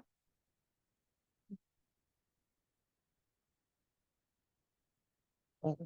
또 최근에 그와 관련해서 이제 다문화 사회라는 표현에 대해서도 어, 이러한 표현이 좀 적절할지, 그 표현의 어떤 문제들은 선생님께서 어떤 인종주의 혹은 그 한국인성에 대해서 연구를 하시는 만큼 아마 이 용어에 대해서도 또 궁금함이 있으셨던 것 같아요. 그래서 이 다문화 사회 혹은 다문화 담론에 대해서 좀 어떻게 생각을 하시는지에 대한 질문도 좀 더불어 해주셨습니다. 질문의 범위가 좀 광범위하긴 한데요. 음. 예, 너무 이제 어려운 질문들이라 제가 할 수 있는 한도 내에서 이제 답변을 드리겠습니다. 탈북민과 더불어서 고려인이라던가 조선족, 중국 동포의 인종화 문제는 상당히 재밌는 어, 문제입니다. 재밌다고 해서 죄송합니다. 흥미로운 그런 문제입니다. 왜냐하면 한국의 이제 민족주의 기제가 굉장히 강하게 어, 작동하고 있고 혈통주의 이런 것도 음. 굉장히 강한데 우리가 보고 있는 그러니까 인종을 연구하는 사람들이 봤을 때 너무나 전형적인 인종주의의 어떤 양상 예를 들어서 이제 남성이 폭력적으로 묘사된다든지 그러니까 예를 들어서 뭐 중국 동포의 경우 뭐 어떤 방검복을 막 그 구로에서 입고 다닌다든지 아니면 여성이 이제 굉장히 성적인 도구화 된다든지 뭐 어, 성적인 도구가 되거나 아니면 굉장히 순결해가지고 이제 유린당하는 어떤 폭력적인 남성에 의해서 유린당하는 이거 아니면 저거로 이제 굉장히 이제 극단적으로 묘사가 된다든지 이런 면에서 보면 어, 또 그 탈북인들도 굉장히 비슷하죠. 이제 북한 사람을 상상하는 바 부분도 비슷합니다. 그것도 그렇고 여러 가지 이제 어떤 이 차별, 그 해외 동포 차별, 그러니까 이것이 이제 서구에서 온 동포가 아니라 이제 특정 지역, 특히 이제 중국과 북한에서 온 한민족에 대한 차별을 보자면 굉장히 인종 차별적인 그런 모습이 많이 보이는데 우리가 알다시피 한국 사회에서 민족이라는 것이 굉장히 중요한 기제로 작용을 하기 때문에 사실은 혼란스러운 부분입니다. 여기에 대해서 이제 인종 연구하는 분들 중에는 이제 언어 사용이라든가 왜냐하면 언어도 이제 파농이라는 학자는 이제 언어 사용을 굉장히 인종의 중요한 방식으로 봤기 때문에 이제 언어 사용의 면에서 어떤 인종화가 되는 그런 과정에 대해서 나온 그런 연구도 있습니다. 이제 제니퍼 휴라는 분이 그런 연구가 있고 이제 한국에서도 이지연 선생님이 탈북 인의 인종화에 대한 어떤 그런 연구를 하시기도 했습니다. 제가 봤을 때 이 문제는 저는 좀 어려운 문제라고 생각하고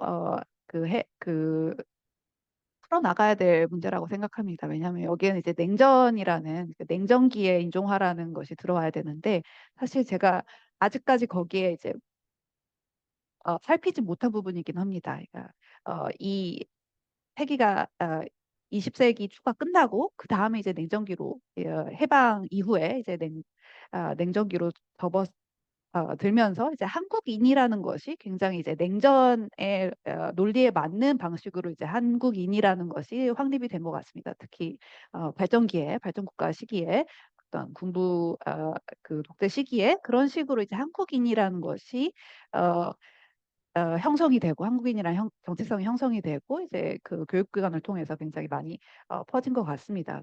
그 그런데도 불구하고 이제 민족이라는 어떤 굉장히 큰 어, 믿음이 있잖아요. 근데 이제 북한 주민의 경우 그리고 또 중국 동포의 경우 누가 뭐래도 너무나 분명하게 소위 단군 혈통이잖아요. 그러니까 그럼 이분들이 왜 인종화되는 것이냐 거기에 대해서는 좀 여러 연구와 좀, 고민이 필요해 보입니다. 거기에 대해서 좀 이렇게 그 섣불리 말씀을 드리기가 어려운 것 같습니다. 저도 이제 좀 정리가 안 된 부분이 있기 때문에 다문화 사회에 대해서 이제 다문화 담론에 대해서 질문을 주셨는데 근데 다문화라는 것이 사실 그러니까 인종적으로 보자면 다문화 가족은 이제 한국인이 있는 가족이잖아요. 그러니까 법적으로 정의된 다문화 가족은 한국인 플러스 이제 이주 배경 주민입니다. 그래서 사실 한국인이 포함되어야지 다문화라고 이제 법적으로 정의가 됩니다. 그리고 다문화 청소년, 뭐 지금은 이제 다문화 그 가족 지원법이 제정된 그것이 이제 18년 전이니까 이제 그 청소년들이 이제 다 청년이 되고 있는데 이제 앞으로 계속 될 텐데 다문화 청소년이 어, 그 소위 말해서 이제 혼혈이죠. 이제 예전에는 이제 혼혈이라고 불렀는데 혼혈이라는 것이 이제 인종주의적이다라는 어떤 그러니까 순혈주의에 의해서 인종주의적이다라고 이제 여러 비판을 받았기 때문에 미화하는 의미로 다문화 청소년이라는 어떤 그 단어가 나왔습니다. 그래서 그 시부터 어떤 그 혼혈에 대해서 좀 더 포괄적인 다문화 청소년에 대해서 좀 더 포괄적인 그러니까 한국인에 대한 좀 더 포괄적인 어떤 방향을 제시하기보다 다문화라는 어떤 레이블을 만들어서 이분이 이제 한국 사람이 아니라 이제 다문화이다. 그래서 이제 한국인이라는 어떤 그 저변을 넓히는 것이 아니라 이 범주를 넓히는 것이 아니라 한국인이긴 한데 혹은 한국인은 아니고 이제 다문화이다라고 이제 따로 네이버를 만드는 방식으로 이제 미화한 것이라고 저는 이제 그, 그 풀이를 할 수 있을 것 같습니다. 네. 선생님 답변 또 감사합니다. 어려운 질문들인데 어떻게 보면 네. 또 중요한 답변들을 해주시고 계셔서 감사하고요. 저는 그것이 이제 질문이 될지는 모르겠는데 선생님께서 이제 후반에 이야기를 해주신 그 21세기 인종주의에 대해서 이제 말씀해 주셨듯이 이제 한국도 정말 자신이 이제 제2의 백인 국가, 어떤 그 제1세계에 속하고 싶은 이제 그러한 욕망들로 인해서 이 한국인성을 새롭게 또 발명을 하고 그 담론들이 부상되고 있는 그러한 현실들을 선생님께서 지적을 해주셨는데요. 이러한 한국인성의 성질 자체에 어떤 새로운 인종주의가 등장하고 있는 것이 아닌가. 이제 그것의 사례로 이제 이렇게 세 가지를 또 이야기를 해 주셨는데 저는 이제 조금 또 궁금했던 것이 왜 이 한국인성에 이러한 인종주의적인 성격들이 들어가게 되고 있는 것인가. 그러니까 실제로 이 제국주의와 식민주의가 어떤 긴밀한 연관 속에서 인종주의가 태동을 했고 아주 중요한 어떤 지배 담론으로서 기능을 했잖 했잖지 않습니까? 예. 한국어가 어렵네요. 근데 정말 제국 병영을 하기 위해서 첫 번째로 활용을 한 어떤 담론이 인종주의적인 담론이라고 할 수 있고 그 서구 사회의 어떤 역사적으로 보았을 때 어 그래서 그것의 어떤 방향을 저희가 생각을 해 본다고 한다면 그러니까 외향적인 방향이 있고 그러니까 외부에 나가서 그 식민지를 지배할 때의 어떤 활용되는 인종주의적인 담론 그리고 어떤 내향적인 그 제국에 들어온 어떤 식민지 사회의 어떤 구성원들 새로운 제국의 어떤 식민이 된 사람들에 대한 어떤 지배 담론으로서의 어떤 인종주의. 이제 두 가지의 어떤 상황들이 있을 수 있겠다라는 생각을 하면서 선생님께서 이제 사례로 들어 주신 이 세 가지가 사실은 한국의 바깥에서 작동되고 있는 인종주의라기보다는 한국 내부에서 작동되고 있는 어떤 인종주의적인 속성들 그러한 상황들이라고 생각이 드는데요.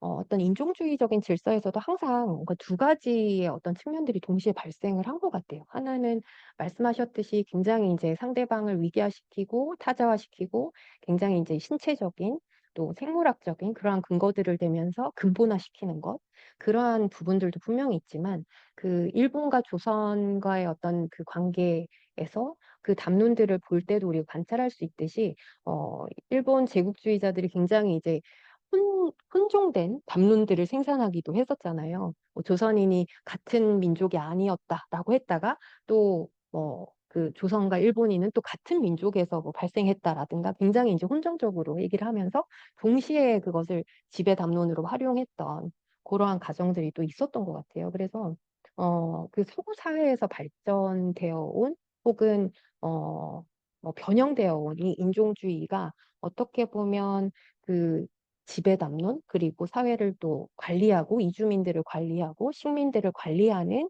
그러한 담론들로 이렇게 발전된 고러한 어떤 계보들과 한국에서 어떤 식민이나 제국의 역사를 가지고 있지 않은 상황에서 이 인종주의를 그 식대로 한국판 어떤 인종주의적인 질서를 새롭게 어떻게 보면 어 이유가 없는 어떻게 보면 인종주의일 수도 있고 그 의도라고 하는 것이 식민 지배나 제국 지배가 아닌데도 불구하고 이런 인종주의적인 어떤 담론들을 활용하는 모습들이 저는 굉장히 이제 흥미롭고 어 어떻게 보면 어떤 이게 지리학적인 뭐 구획들이 필요할지 어떤 분석에 있어서 혹은 그 방향성에 대한 어떤 분석들이 필요할지 이런 고민들이 좀 되더라고요. 예. 선생님께서는 좀 어떻게 생각하는지 제가 질문이라기보다는 약간 토론 같은 그런 아 네. 예 저의 생각을 좀 예 그냥 저도 즉석에서 말씀을 드려 보습니다. 네. 감사합니다. 음. 아 너무나 재밌는 지점 몇 가지 여러 가지 이제 말씀을 해 주셔서요. 어 첫째로 이제 인종주의는 지배관계와 굉장히 밀접한 관련을 가지고 있다고 생각을 합니다. 네. 근데 이제 이것이 이제 제국주의, 식민주의 이렇게 부를 것이냐. 그러니까 뭐 미국이 제국인가, 뭐 미국이 이제 아직 식민 활동을 하고 있는가, 뭐 이런 질문으로 이어질 것 같은데요. 그러니까 예전에는 이제 19세기, 20세기의 상황은 이제 제국주의라고 이제 그리고 식민주의라고 이제 땅땅땅 역사의 심판이 있었죠. 근데 지금 독립 이후 20세기 중반에 이제 많은 그 국가들이 이제 폭포수처럼 독립을 하고 나서 그 후에 이제 제국주의는 그럼 끝났는가 뭐 그런 물음이 있을 것 같습니다. 그래서 저는 그것을 이제 저는 사실 그걸 제국주의나 식민주의라고 부르는 것이 좀 소모적이라고 생각을 합니다. 물론 필리핀 같은 나라들은 이제 뭐 미국의 식민 지배를 받았기 때문에 그런 어떤 얘기를 할 수 있는 입장이 되겠지만 좀 저는 소모적이지 않나라는 생각을 해요. 그러니까 그것이 이제 소모적이라는 얘기를 하는 것은 그렇게 그 동력을 무시하자는 것이 아니라 어, 소모적인 어떤 논쟁을 줄이자는 거거든요. 그래서 제가 생각하는 것은 인종주의는 이제 지배 관계와 밀접한, 그러니까 글로벌 지배 구조와 밀접한 이제 관계가 있다라는 것이고, 그 글로벌 지배 구조는 한 세기 전에도 있었고 지금도 있었다라는 생각을 가지고 있고, 거기에 더 나아가서 지금 그럼 지배 구조는 무엇이냐? 그럼 지금 경제 구조가 지배 구조이다. 글로벌 어떤 세계화의 어떤 경제 질서라든지 이런 지배 구조가 지금의 구조인데 이 기능을 그런 지배 구조 안에서 이제 인종주의가 기능을 하고 있다고 생각을 하고 어, 거기에서 어, 이 지배 구조 안에서 이제 같은 방식이 아니라 좀 다양한 방식으로 이제 발현이 된다고 생각을 해요. 이제 어, 지배 구조의 이제 모양이 다르니까 이제 문화적으로도 또 사회적으로도 이제 다른 방식으로 발현이 된다고 생각을 해요. 그래서 이제 예를 들어서 사이드가 얘기한 것이 이제 나폴레옹 이후의 제국주의가 이전의 제국주의와 다르다. 이거는 이제 어, 타카시 후지탄이라는 그 일본계 미국 학자가 이제 한국이 경험한 이제 일본의 제국주의를 얘기하는 서술하는 것이기도 한데 어, 이 19세기, 20세기 제국주의가 덜 폭력적인 면이 분명히 있습니다. 덜 폭력적이고 더 문화적이고 더 지식 생산에 힘쓰고 이 식민 지배에 당하고 있는 사람들의 문화에 대해서 이제 백인 제국이 알려주고 굉장히 상세하게 알려주고 뭐 이런 면이 있거든요. 그러니까 20세기 말부터 20세기 말 이후에 일어나는 어떤 새로운 방법의 인종주의도 어떤 그 특징이 분명히 있을 거라고 생각을 합니다. 저희가 그 시기 안에 있어서 아직 이제 정리를 하기에는 제 머리 안에선 좀 어렵다고 생각이 드는데 어쨌든 그런 새로운 지배 방식에 따라서 이제 인종주의도 가- 새로운 어떤 양상으로 전개가 된다고 생각을 합니다. 거기에 이제 위계화 두 가지 이제 방법, 그러니까 위계화가 되고 이제 근본화가 되고 한편에는 두 번째는 이제 모순적으로 혼종되는 방법이 사실은 필연적으로 같이 갈 수밖에 없다고 생각을 해요. 왜냐하면 위계화라든지 이제 본질화는 이제 논리적으로 맞지 않는 부분이 굉장히 많기 때문에 그러니까 일본도 일제도 이제 뭐 내선 일체론 같은 것이 사실 민족 말살 정책인데 이제 일본 민족이 그 야마토 민족이 우월하고 거기에 이제 조선 민족은 없어져야 된다. 그런 주장을 하면서 이제 과학적인 근거, 그러니까 우월한 근거를 신체를 잰다던가 뭐 이런 우생학 근거를 삼아서 이렇게 하기도 했죠. 근데 뭐 그러면서도 이제 그 내성 결혼이라든가 뭐 결혼을 하는 정책도 있고 그래서 사실은 굉장히 어, 혼종이 되고 모순적으로 이루어졌는데 그것이 이제 저는 필수불가결하게 그럴 수밖에 없다고 생각합니다. 왜냐하면 본질적으로 위계화시키는 것은 굉장히 이제 모순적일 수밖에 없기 때문에 네, 그렇게 생각을 합니다. 그래서 이제 어떤 의도한 것과 네, 의도한 그 아니면 제국들이 이제 의도한 것과 이제 다르게 전개되는 것이 분명히 있죠. 어 근데 그것이 이제 어떤 본래 의도하고 물론 반대되는 상황도 있습니다. 이제 탈식민적인 어떤 한국 신채호가 말한 이제 한민족이라든가 이런 것은 완전히 반대되는 그런 상황인데, 그 안에서도 이제 인종적 과정을 찾아내는 것이 중요한 작업이라고 생각을 합니다. 네. 선생님, 제가 아주 길고 네 정리되지 않은 질문에 대해서 이렇게 아니요. 대답을 해 주셔서 아주 감사하고요. 깊이 있는 이후에 또 할 이야기가 많지 않을까 네 기대가 네. 됩니다. 저희 또 그 질문이 하나 네 시간상 마지막으로 받아야 할 것 같은데 요 질문 어떨까요? 네. 네. 이 의정부 고등학교 학생들 네. 예. 네. 이 질문도 재미있는 것 같아요. 네. 의정부 고등학교 학생들과의 인터뷰에 의하면 흑인이 등장하는 영상을 흉내내면서 피부색을 어둡게 칠하지 않는 것이 오히려 차별화하는 것으로 비칠까 봐 우려했다. 라는 그런 부분들도 지적이 되었다라고 합니다. 그래서 블랙페이스가 어떤 그 의도와 전혀 다른데도 단순히 블랙페이스와 유사한 행동을 모조리 인종차별로 보는 태도도 조심해야 할 지점은 아닐까요? 라는 질문이자 코멘트가 있었습니다. 어 그러니까 이게 제가 이해하는 것은 잘 모르고 했는데, 그러니까 인종주의인지 잘 모르고 했는데 음. 그래도 인종주의냐라고 저는 들리거든요. 그러니까 인종주의인지 잘 모르고 인종주의 문화고 표상이고 이런 거 잘 모르고 나는 최선을 다해서 이제 최선을 다했는데 진심인데, 그러니까 내가 좋은 의도로 했는데 이것이 인종주의냐라고 그런 질문이라고 이해가 되는데요. 그러니까 짧은 답을 드리자면 인종주의 맞습니다. 인종주의는 인종주의. 왜냐하면 그게 블랙페이스 자체가 굉장히 인종주의적 행위거든요. 그러니까 그 인종주의적 행위는 어떤 의도를 가졌던 인종주의인 거예요. 그러니까 예를 들어서 이제 사실 한국이 이제 한국 사회 구성원들이 여러 가지 이제 정체성을 가지고 있기 때문에 사실 인종주의를 복잡한 부분도 잘 이해할 수 있는 어떤 자산을 가지고 있어요. 예를 들자면 예전에 언제였죠? 어 태국 어떤 백화점에서 이제 우길기를 사용해서 좀 논란이 되었던 경우가 있어요. 근데 태국 사람들은 뭐 태국이 일본 식민지배 당한 것도 아니고 그냥 우길기가 이뻐서 디자인적으로 이뻐서 그냥 디자인적으로 썼다. 그러니까 이쁘게 하려고 일본의 무슨 그런 세일 행사였는지 뭐 이런 게 있었는데 이뻐서 썼다라고 얘기를 한다면 그 식민 지배를 경험했던 어떤 그 폭력성을 경험했던 사람의 입장에서는 그냥 그래도 제국주의를 미화한 거예요. 그게 음. 이쁘게 이유가 선한 의도를 가지고 있었던 아니던 그 표상과 이 문화가 어디에 가는 것은 아니거든요. 음. 그러니까 이 어 제가 이 얘기를 안 했던 것 같아요. 걔가 어떤 일화가 있냐면 예전에 이제 캐나다에 이민 가기 전에 그 흑인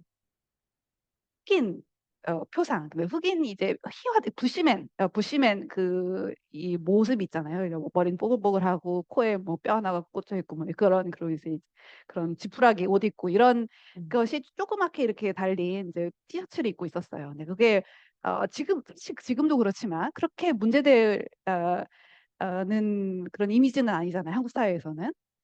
우리가 뭐 시커먼스 이런 것도 보기도 했고, 음. 그다음에 그 이미지는 사실 그러니까 정확히 말하자면 일본을 통해서 들어온 것이라서 더 재밌는 어떤 문화적인 수입입니다. 일본에 이제 그런 블랙페이스 돌이 굉장히 그 인형이 많기 때문에 그래서 굉장히 간접적으로 이제 가져왔다고 볼 수 있어요. 그리고 한국에서는 이제 흑인이 많은 것도 아니고 그것이 뭐 문제가 됐다고 전혀 생각하지 않죠. 그래서 저도 잘 입고 다녔어요. 그때 저한테 영어를 가르치던 이제 캐나다인 선생님이 어 "너 지금 그걸 여기서는 입어도 되지만 캐나다에선 입어도 안 돼."라고 저한테 음. 얘기를 해 줬던 생각이 나요.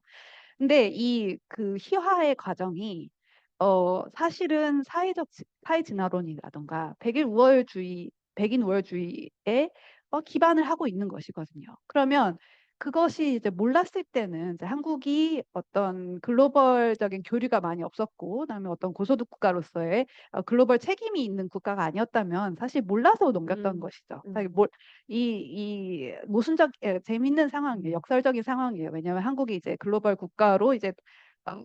부상을 하면서 이제 그동안 가졌던 굉장한 음. 인종주의적인 어떤 행동들이 이제 나오는 그런 현상이잖아요. 그래서 좋은 의도를 가졌다고 해도 이제 칭찬도 굉장히 인종주의적이 될 수 있거든요. 그러니까 좋은 의도를 가졌다고 해도 그리고 존중을 하려는 의도였다고 해도 어떤 그 문화가 인종주의적인 그리고 굉장히 폭력적인 인종주의에 기반한다면 그것은 인종주의인 것이고 지양해야 된다. 하지 말아야 된다.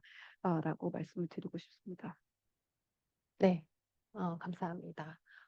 저희 조금 시간이 그래도 남은 것 같아서요. 마지막으로 한 가지 질문만 더 받겠습니다.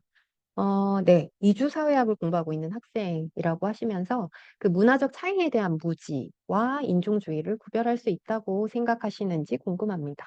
최근 인구 감소 지역을 중심으로 외국인 유입이 이루어지면서 소위 다문화 교육 혹은 반인종주의 교육을 받지 않은 노년 세대와 네, 뭐 노년 세대를 포함해서 네, 이주민이 함께 살아가고 있습니다.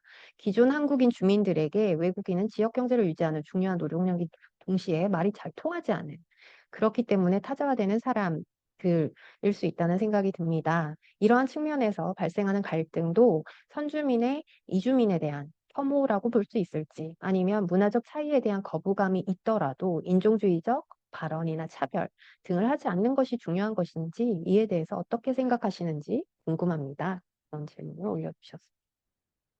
음,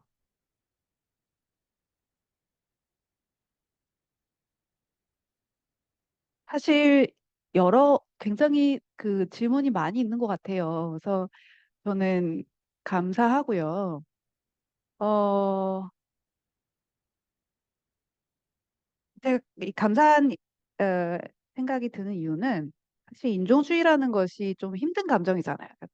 우리가 모두 다 잘못된 그 생각이라는 것을 알고 있고 이제 지양해야 될 어떤 의식이라는 것을 알고 있는데 그것이 뭐 내가 한국인이라서 어떤 자긍심을 가지고 한국인의 우수함에 대해서 어떤 자긍심을 가진 것도 어떤 인종적인 요소가 있다라고 얘기하는 것이 사실은 좀 불편한 얘기죠. 그래서 거기에 대해서 제가 어떤 어, 양해의 말씀 그리고 또 이제 그런 주장을 들어주신 데에 대해서 감사하다는 말씀을 드려야 될 것 같고요. 사실 연구자 입장에서도 쉬운 어떤 그런 여러 감정적인 요소들이 그렇게 쉬운 일은 아닙니다. 그래서 거기에 대해서 이제 힘든 감정들에 대해서 우리가 좀 내면의 준비를 할 필요가 있다라는 생각이 우선 들고요. 어, 이 무지와 인종주의 구분 가능한가의 문제는 사실 질문들이 다 비슷해요. 내가 그럴 의도가 나쁜 짓을 하려고 나쁜 짓을 한 게 아니라 잘 몰라서 한 것이다. 라는 어떤 그런 취지인 것 같아요. 그래서 사실 제가 똑같은 말을 이제 다르게 계속 얘기하고 있는 것 같긴 한데, 물론 인종주의에 대해서 이제 교육이 있어야 된다고 생각을 합니다. 그래서 그 교육을 하려면 그 제가 중요하다고 생각하는 것은 그 교육이 단순히 피부색, 그러니까 우리가 생각하는 인종주의는 굉장히 피상적이에요. 굉장히 추상적이거든요. 그러니까 어떤 뭐 흑인 차별하는 거 이런 아니면 이제 피부색이 좀 검은 사람들 차별하는 거 근데 왜 이렇게 피부색 우리도 그렇게 하얗지 않은데 왜 피부색이 검은 사람을 차별하는가에 대한 어떤 질문을 하지 않고 어, 이 좀 추상적으로 가는 거예요. 그래서 이제 알맹이가 없이 이제 교육이 사실 교육이 되고 있지도 않고 이제 인종주의가 문제다라는 어떤 인식이 없지는 않은 것 같은데 거기에 대한 어떤 교육이 커리큘럼이 있다던가 아니면 어떤 교육 프로그램이 있다던가 이런 것은 전혀 아닌 것 같아요. 그래서 그 우리가 인종이나 뭐 피부색이나 출신 지역이나 뭐 이런 거에 대해서 차별을 하지 않아야 된다라는 어떤 굉장히 추상적인 생각을 가지고 있지만 어, 그게 어떤 의미인가에 대해서는 아직 잘 모르는 것 같습니다. 그리고 굉장한 혼돈이 있는 것 같아요. 무지해서 무지한데 인종주의 할 수 있죠. 뭐, 많은, 우리가 이제 뭐 유튜브에 나오는 인종주의 사건들은 보통 무지해서 이렇게 나오거든요. 그러니까 어떤 굉장히 교양받은 백인이 그런 행동을 하는 것이 아니라 사실은 잘 모를 것 같은 어떤 사회적 그 약자인 사람들이 하는 경우도 굉장히 많고 그렇죠. 그래서 교육은 물론 굉장히 중요한 것이고 교육을 안 받았다고 인종주의적인 어떤 행위들이 용서받을 수 있느냐? 저는 결코 그렇지는 않다고 생각을 하는데 용서받을 용서받는다는 그 단어는 조금 그 표현이 좀 셌네요. 제가 말하고자 하는 것은 그러니까 잘 몰라서 했다고 그게 문제가 안 되느냐? 그건 아니라고 생각합니다. 근데 그 문제가 되는 것에 대해서 이제 자각을 해야 되고 우리가 그러니까 개인뿐만 아니라 사회적으로 어 자각을 해야 하고 이거에 대해서 이제 인종주의가 어떤 의미인지 이제 어 적극적으로 어 성찰할 필요가 있다고 생각을 해요. 그래서 황인종 아직도 이제 교육과정 이런 데는 이제 황인종 이런 말이 쓰이고 음. 있는데 이 인종이라는 그 개념 자체가 들여온 상한된 시대적 상황 그리고 한국 사회에 들어온 그 상황 자체가 문제 거기에 대한 비판으로 시작을 해서 그러면 우리가 우리 안에 있는 굉장히 깊은 곳에 내면화되어 있는 인종주의에 대해서 어떻게 어 해결할 것인가에 대한 성찰이 있어야 된다고 생각을 해서 저는 그것이 뭐 법적으로 문제가 돼 가지고 누굴 처벌하고 "이거 인종주의 아니야." 이렇게 어 판단하는 것보다 지금은 그런 성찰 작업이 더 중요하다고 생각을 합니다. 이렇게 처벌하는 게 중요하지 않다고 생각하는 게 아니라 지금 우리가 가진 사회적 생활을 상황을 생각을 할 때 어떤 성찰을 하고 고민을 하고 교육을 하고 어떤 그런 인식 개선을 하고 이런 작업이 훨씬 더 중요하다고 저는 생각을 해요. 그래서 지금 "너 이거 인종주의 아니야." 이렇게 이제 어떤 판결을 내리는 것보다 '인종주의가 그럼 어떤 것인가? 인종이 어떤 것인가? 우리 생활 안에서 그리고 내 그 인식 구조 안에서 얼만큼 내면화되어 있는가?' 여기에 대한 어떤 고민을 하는 것이 훨씬 더 필요한 과정이라고 생각을 합니다. 굉장히 사소한 칭찬 뭐 "너 한국말 되게 잘한다." 뭐 이런 칭찬도 인종주의적이 될 수 있거든요. 우리가 음. 어디 갔을 때 뭐 유학생이 미국에서 유학을 하는데 누가 동료 학생이 "영어 너 되게 잘한다." 그러면 사실은 인종주의적이 될 수도 있어요. 그 칭찬도. 그러니까 내가 좋은 의도를 가져 다거나 아니면 잘 몰랐다든가 이게 중요한 것이 아니라 인종주의가 굉장히 팽배해 있다는 것 문제의식에서 시작하는 것이 더 중요하다고 저는 생각을 합니다. 네, 선생님. 네. 좋은 말씀 정말 감사합니다. 저희가 지금 시간이 다 되어서 사실 더 이제 질문들이 올라오고는 있는데 다 답변을 드릴 수는 없을 것 같고, 네, 오늘 그 강연은 정말 이 어떻게 보면 굉장히 어려운 주제, 인종주의라는 주제가 저는 아직도 좀 어렵다는 생각이 들어요. 하지만 우리가 정말 그걸 파헤쳐 가고 좀 더 분석적으로 볼 만한 그런 어떤 가치가 있는 그런 개념이라고도 또 생각이 듭니다. 오늘 강연 너무 감사하게 잘 들었습니다. 감사합니다. 네. 네, 그러면 다음 평화 포럼은 제25 차로 열리고요. 시사인의 김영화 기자님을 모시고 아프간 난민과 함께한 울산의 1년이라는 주제로 다음 주인 2024년 6월 26일 수요일 오후 5시에 진행될 예정입니다. 관심 있으신 분들께서는 많은 참여 부탁드리고요. 그럼 이것으로 24차 평화 포럼을 마무리하도록 하겠습니다. 끝까지 함께 해주시고 또 참여해 주신 여러분들 감사합니다. 감사합니다.